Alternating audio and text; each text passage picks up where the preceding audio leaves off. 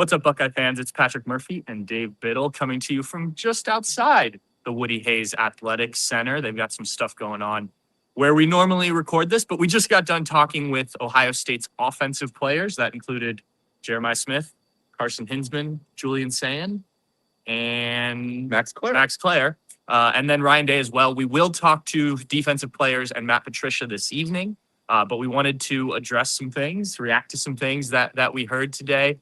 Dave, which of the things that we talked about talking on this stood out most to you? We'll start there and then we'll move through. Probably Jeremiah Smith. Then we'll get to right guard.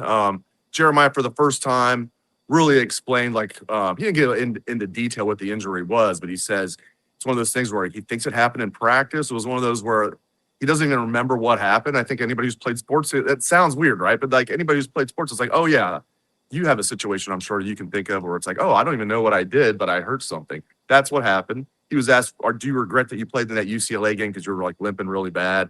He's like, no, because I practiced all week. I wanted to play. I wanted to help the team. And then he's like, I tweaked it during that game. So I told the coaches I can't go back in. Said he was still hurt. He was really concerned he was not going to be able to play against Michigan, but he wanted to. Was able to gut it out and wasn't nearly 100%.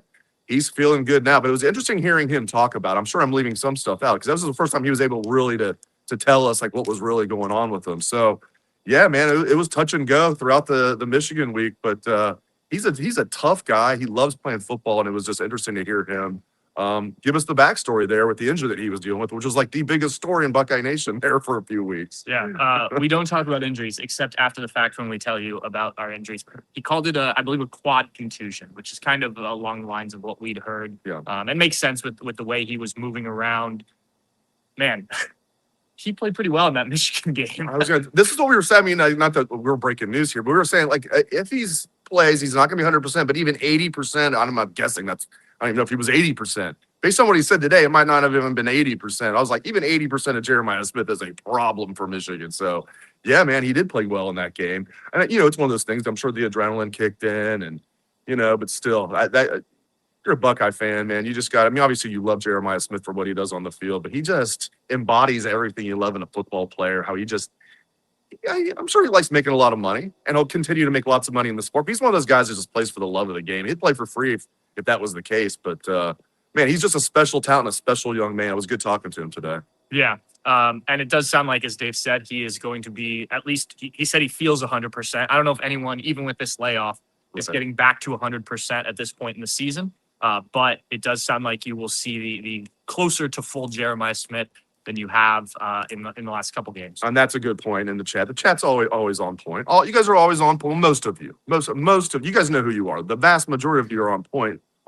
We left this out. This is personal form. Playing against Miami. Yeah, it's in Arlington, but he's playing against a bunch of guys that he played against in high school, played with in high school, grew up with. He's talking about a guy that plays for Miami that they've been dreaming of this since they were 11 years old down in South Florida. So, pretty cool stuff that he's going to play his hometown team, and he's fired up about it. Yeah, not only that, I mean, we were sitting in that same room when Ryan Day got the news that Jeremiah was actually signing. That's right. And it was Miami that was probably the biggest contender there, coming in with offers and whatnot. So in another universe, you could be on the other side of this matchup, and, we'd be talking very differently about Jeremiah Smith. But I do think, the personal aspect is interesting. Also, didn't win the Blitnikoff. If you missed that on social media, as soon as it was announced that who was it that won it?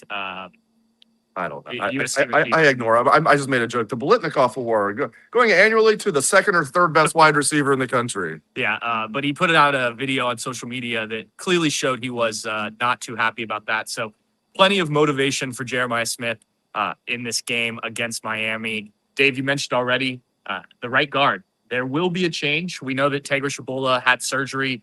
Ryan Day said he will be out for at least a few weeks if he makes it back at all for this playoff run. But Gabe Van Sickle, Josh Padilla, how do you feel about this? Yeah, sure sounds like, Ryan Day flat out said Gabe Van Sickle and Josh Padilla are both going to be rolling at right guard. So they're going to rotate right guard. My guess is Van Sickle will start and Padilla will come off the bench, but both those guys are going to play. And it sounds like whoever, I'm just guessing here, maybe they're going to rotate in the first half.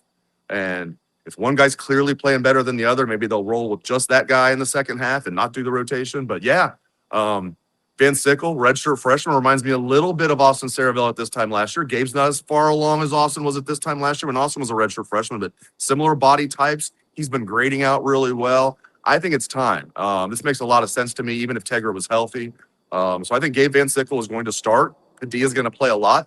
Josh was playing really well too. Then he got hurt. So it's good news that Josh is back. Tegra, we thought probably he was going to miss this game because he had some type of procedure, but this is the first time Ryan Day confirmed that. And then I asked the follow-up, like, are you expecting him back at any point this year? Let's say they do make it all the way. And reading between the lines, I would say I would lean toward, even if they make it to the national championship game, based on what Ryan Day, the way he answered the question, his body language, I would say it's probably less than 50% that Tegra would even be ready for the national championship game. But right now, it's Van Sickle and Padilla's position. Let's roll. And you got like, what about Ethan Onionwa? I know. What about Ethan Onionwa? I have no idea. Big E, as we were told. Yes, and it's not Big E like Big E Smalls. It's Big E. Yeah, he's a big man whose name starts with E. He is large. And he was the first one, like, when they started doing the rotation, and you guys will remember, with Tegra, it was Big E that was going in there at right guard, right? And then it was like musical chairs there for a while. Then Padilla was playing well, and Gabe was playing well. So now it's Gabe and Josh's turn at right guard, and we'll see if it's almost like 50-50, kind of like it was last year with those guys, with Saraville and Montgomery and Tegra, rotating between two different spots, but it was almost like they had like equal snaps. Will it be like that? We'll see. The bottom line is those guys need to get the job done because this is a really, really, really good Miami defensive line. We know about Ruben Bain, but I think all four of those guys are good. I'm not saying Ruben Bain's overrated, but he gets most of the publicity. He's really good. He had 3 sacks this last game. This is a really good Miami defensive line. I think they're very athletic at linebacker as well. So Dan Rubin said this on our podcast this morning, Bucknuts Morning 5. If the offensive line plays well, the Buckeyes will win. I mean, I tend to agree with that unless like crazy things happens. Like the offensive line played well, but Tony had 2 punt returns for a touchdown for them. Okay, that could throw things for a loop. I don't think that's going to happen. But yeah, the offensive line is going to be massive in this game against a really good Miami front. 2 fantastic defenses. Obviously, they're not going to be on the field at the same time. Ohio State, #1 defense in the country.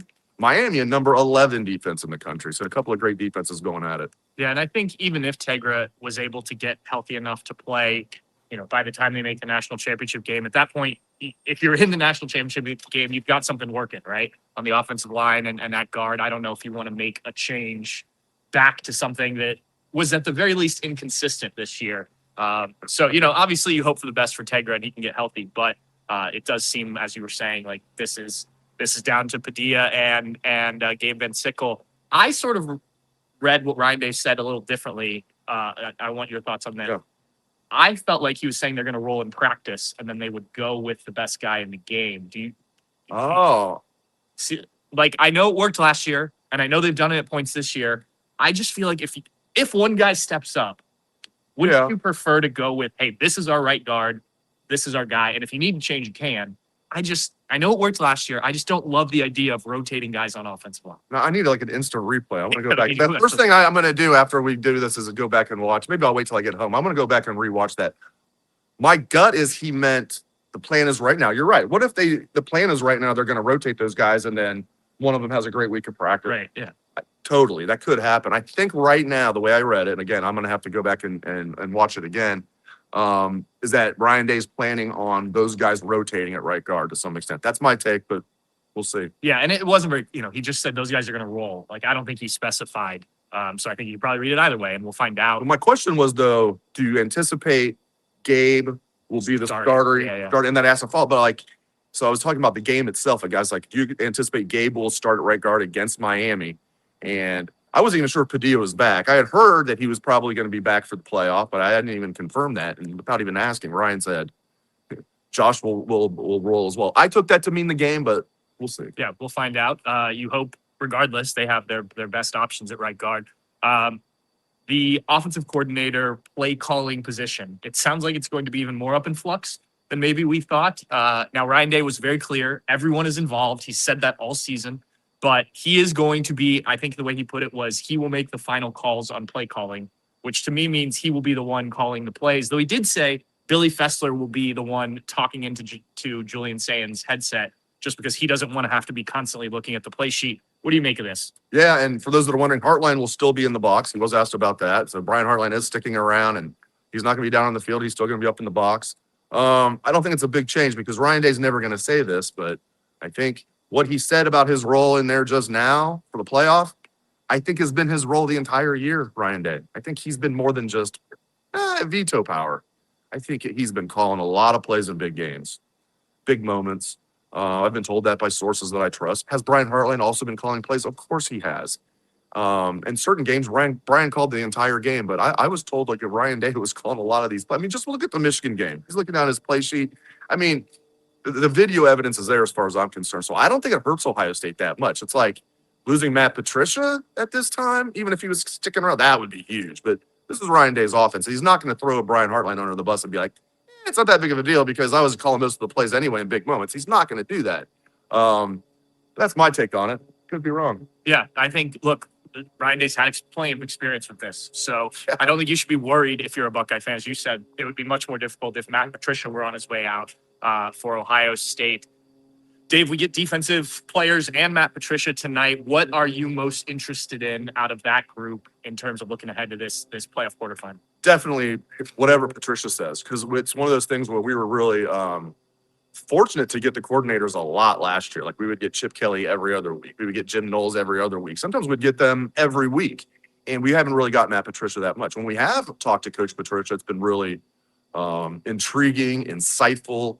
I mean, he's a brilliant guy, aerospace engineer, you know, he doesn't like try to like, he doesn't come across like he's like snooty at all. He's just very, very, very intelligent. I learn something new every time he speaks with us. So I'm looking forward to hearing from Coach Patricia. We get both of the Styles brothers.